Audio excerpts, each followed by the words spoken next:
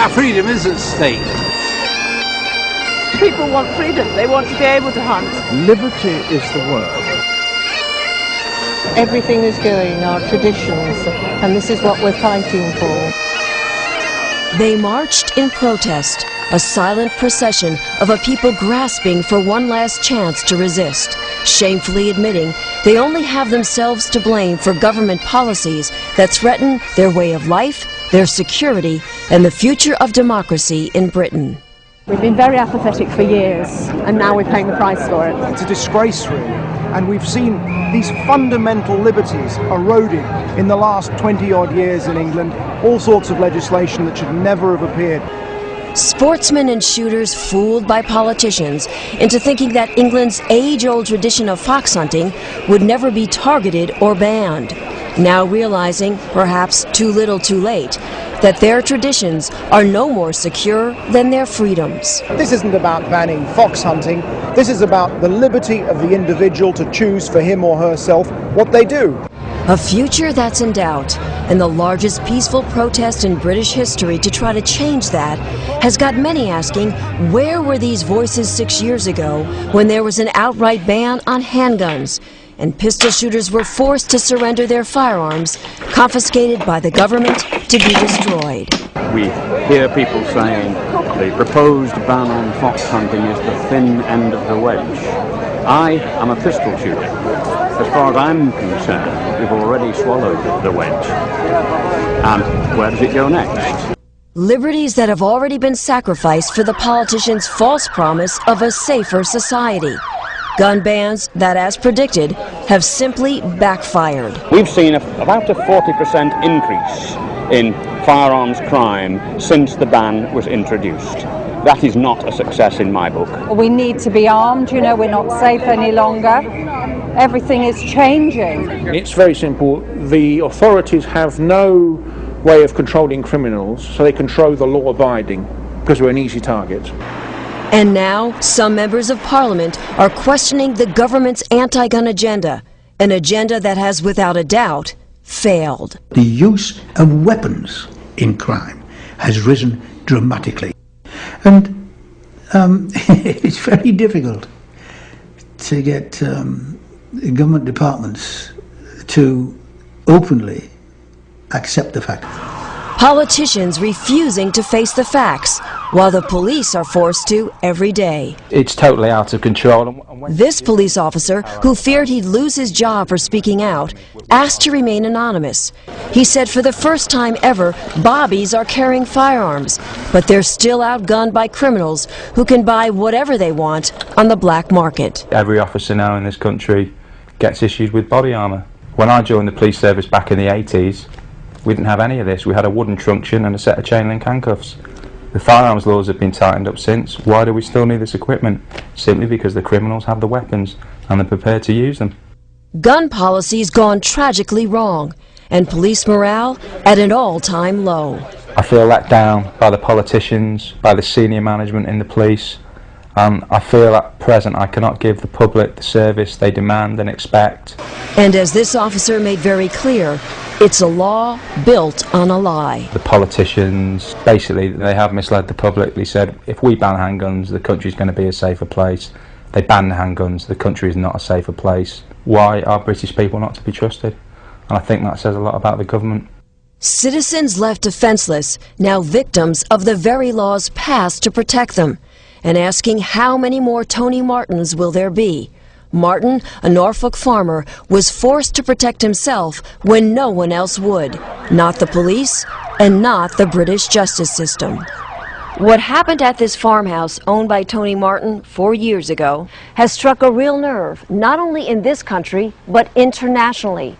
2 men broke into Tony Martin's house. Both of them were shot. One of them was killed. And the man who fired that gun, Tony Martin, was initially sentenced to life in prison for murder. But many people think Tony Martin should never have spent 1 day in jail. They say he was just an innocent man protecting himself and his property. Tony should not have been in jail, not for what he did. He was perfectly within his rights, in my view. to look after his own property and his own life. My thoughts is that I would do exactly the same, put in the same situation. I would not hesitate to do exactly the same. I personally believe that, you know, if you're in your own house and people come in, then they should expect whatever they get. Everybody around was saying the same thing. You must have a right to defend yourself. It has gone too far, swung so far in favour of the criminal. Criminals like those in Tony Martin's case, who were no strangers to the law. 16-year-old Fred Barris, who was killed, already had 29 convictions. And 30-year-old Brendan Farron had 34 convictions and had been in prison for burglary. He was sentenced to 3 years for trying to break into Tony Martin's home. But after only serving 18 months, he's free while Tony Martin remains in jail. And he's now threatening to sue Martin using taxpayers' dollars. The system is on the side of the criminal, not on the side of the victim. Go and rob somebody and then sue them because they've damaged you. It's absurd. The injustice of a justice system. And although Tony Martin has had his life sentence reduced to manslaughter, he still sits behind bars here at High Point Prison in Suffolk, England, counting the days until he's released. I was the first reporter from the United States allowed to visit with Tony since he's been in prison. And although no cameras were allowed, I was able to talk with Tony by phone. And what you're about to hear is Tony Martin in his own words about that fateful night. Well, I've never really said it publicly before, but I've had a pretty raw deal. I personally think it's very, very wrong for somebody to live in their house in fear. But for some unknown reason, there are people in this country who don't know the difference between defending yourself, protecting yourself, and malice aforethought. I thought it was the people that came in the house that were malice aforethought. Chief Constable of Norfolk said that Tony shouldn't have used his gun, that he should have yelled for help. Well, you've seen the isolated location. I could scream furthermore and nobody would hear me at 2 o'clock in the morning. It's just a nonsense, I do believe. It could have quite well been the dead man, because there's no question. The police in this area is totally inadequate. I mean, we get little or no support. Police protection, residents here say they can't count on. And they're fed up with being denied the right to defend themselves. We've been broken into several times before. And most of the people around here at one stage or another has either been broken into or had an attempt to do so. This wasn't the first time you had a problem. No, it was the third time this year that somebody had broken the house, yeah. You actually become a prisoner in your own house. I have every sympathy. I genuinely do. But I can't say that the law shouldn't be what the law was. What I can say now is that because of that, we ought to review that particular law. I think the Americans have a saying about it's better to be judged by 12 than carried by 6. Tony Martin tried that venture. He was judged. He is in prison. The story is not yet finished. And neither is the story of a struggle to reclaim rights these honest citizens have already lost. Costly mistakes of trusting in a government that has left them unprotected.